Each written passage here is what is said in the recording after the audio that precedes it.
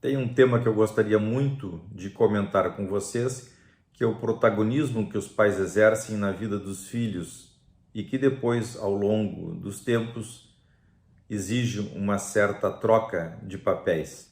Quando os filhos nascem, os pais estão totalmente envolvidos com eles. É o tema dos cuidados, é o tema do levar adiante, do proporcionar, do prover, levar e trazer, o envolvimento todo com as atenções necessárias para que a criança não sucumba, e assim por diante. Os filhos nascem de dentro dos pais, crescem e vivem diretamente ligado com os pais, e é natural que nós entendamos que isso passa a desenvolver dentro deles uma importância extremamente grande. Não é por acaso que somos idealizados, somos engrandecidos dentro dele durante um período bastante grande de tempo, o que leva a que a relação entre nós e eles seja muito intensa. Na infância, passamos a ser os escudeiros deles e de alguma forma eles do nosso narcisismo, na medida em que vamos transformando eles e dando para eles e fazendo eles, proporcionando que eles vivam aquilo que nós gostaríamos de ter vivido e não pudemos, em maior ou menor grau, com maiores ou menores exageros. De alguma forma ou em alguma medida essas coisas vão acontecendo e essa relação passa a ser de extrema complexidade, de extrema intensidade. O tempo passa, as crianças crescem, passam pela puberdade, chegam no início da adolescência e surgem novas necessidades. Necessidades deles serem guardiões da própria vida.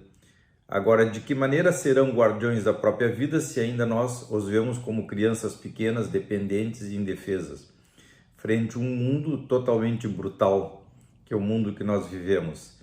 E aí então temos os ingredientes de uma grande confusão. De acordo com a dificuldade ou a facilidade que os pais terão de se manejar nesse momento da vida dos filhos, teremos então a possibilidade de grandes desencontros.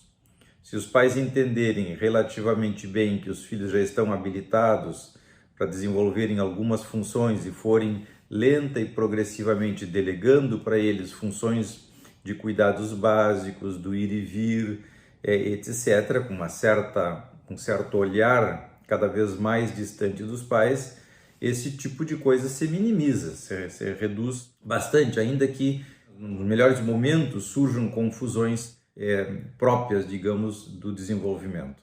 Mas existe uma possibilidade de que tenha um desenvolvimento mais tranquilo, digamos. Por outro lado, se os filhos se submetem à pressão que os pais fazem para não mudarem, seguirem nessa posição de protagonista da vida deles, terminam infantilizados, não vivem a própria vida, não assumem as suas próprias funções. Ficam além do tempo na casa dos pais, não estudam, não se formam, não se profissionalizam, não se independizam, e assim sucessivamente. Produto de uma certa incapacidade deles de se enfrentarem com a vida, com os medos internos, reforçado muitas vezes pelos temores dos pais. O que fica confortável para todos durante um tempo, depois no final da vida isso trará complicações extras, porque os pais não vão durar para sempre, os filhos terão que se enfrentar com a vida numa etapa já um pouco difícil de começarem a vida, digamos assim.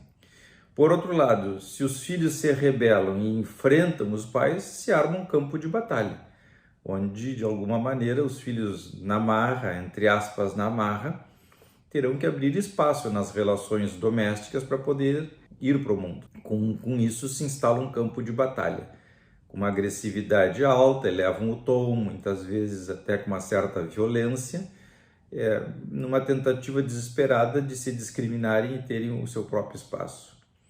Isso muitas vezes se arrasta durante toda a adolescência e entra na vida adulta jovem, causando ressentimentos de ambos os lados. Os filhos se sentindo maltratados e desrespeitados pelos pais, e os pais melancolicamente abandonados, desvalorizados e até paranoicamente injustiçados por todo o esforço que fizeram e de alguma forma desprestigiados pelos filhos que não reconheceram o esforço deles. Ambos os lados equivocados, porque os filhos não entenderam que os pais mal ou bem entraram para dentro deles, fizeram a lição, digamos, de casa, numa tentativa de habilitarem os filhos para a vida. Por outro lado, os pais não se deram conta que esse momento já chegou e que aquilo que eles fizeram ao longo de 20 anos com seus filhos é suficiente, ou foi suficiente para que eles possam iniciar a vida de uma forma relativamente bem. Mas isso exige uma certa mudança de protagonismo, ou seja, os pais precisam entender que ao longo de muitos anos eles foram fundamentais, foram na frente, deram a mão para os filhos e puxaram eles para a vida. Em algum momento o pai, mais do que a mãe, exerceu a função paterna de levar os filhos para o mundo, coisa que é facilitado pela história da humanidade. Por outro lado, os filhos também têm que aceitarem que essa passagem, digamos, de uma fase para outra, exige uma adaptação. Como ambos estão num momento de muito conflito, essa adaptação costuma ser bastante traumática, digamos. Os pais, por sua vez, revivem as suas próprias independências, a própria passagem da adolescência com seus respectivos pais.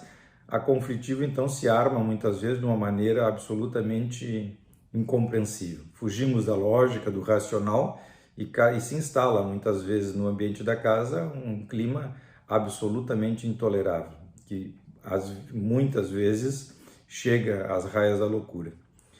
Mas, voltando à compreensão do processo que vai se dando dentro dessa dinâmica, e na medida em que conseguimos, de alguma forma, seguir a natureza dos fatos, os pais vão progressivamente se retirando da vida dos filhos, no bom sentido, ficando de observadores cada vez mais à distância, e os filhos então vão assumindo o protagonismo da própria vida, vão se atrevendo, vão experimentando, vão se provando, vão se comprovando, vão se testando permanentemente num jogo de erro e acerto, que às vezes pode ser conversado com os pais, outras vezes não, depende da personalidade de cada um, do mundo interno de cada um, coisa que também muitas vezes é sentido pelos pais como um abandono, como um desrespeito, como um desprestígio, uma desvalorização enorme.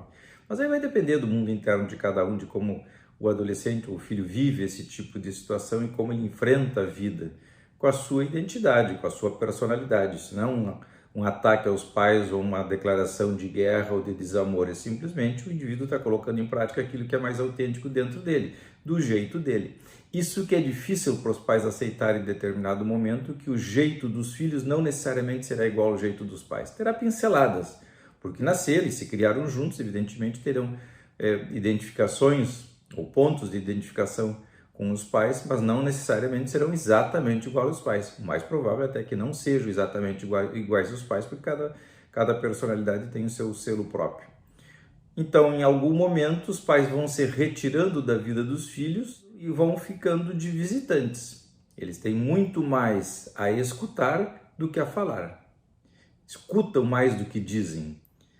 Passam a ser pessoas observadoras, que, de alguma maneira, de acordo ou não, concordando ou não concordando com o que os filhos vão fazendo, eles aceitam que cada um terá o seu destino. Destinos que são diferentes do que a pessoa teria, mas não necessariamente equivocados. O fato da pessoa gostar de uma cor e não de outra não necessariamente faz aquela pessoa ruim ou que vai ter um destino complicado na vida, simplesmente tem aquela característica, aquela aptidão, digamos.